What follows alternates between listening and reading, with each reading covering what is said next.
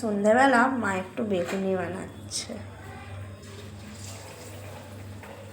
বেগুনিটা অনেক দিনই বানানো হয়নি, তাই ভাবলাম আজ একটু বেগুনি বানাই। অনেকদিন পরেই মা বেগুনিটা বানাচ্ছে। মা বেশিরভাগ পেঁয়াজেই বানায়।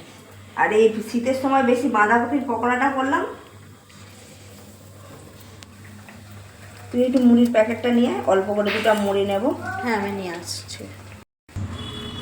বেগুনি পেঁয়াজি করলেই আমি একটা লঙ্কা এরকম বেসনে ডুবিয়ে ভাজি।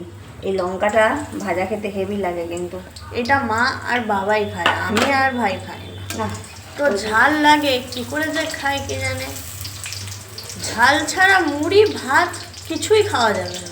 একটু ঝাল ঝাল ভাল লাগে, একটু ঝাল। এই লঙ্কাটা দেখ কত টেস্টি লাগে খেতে।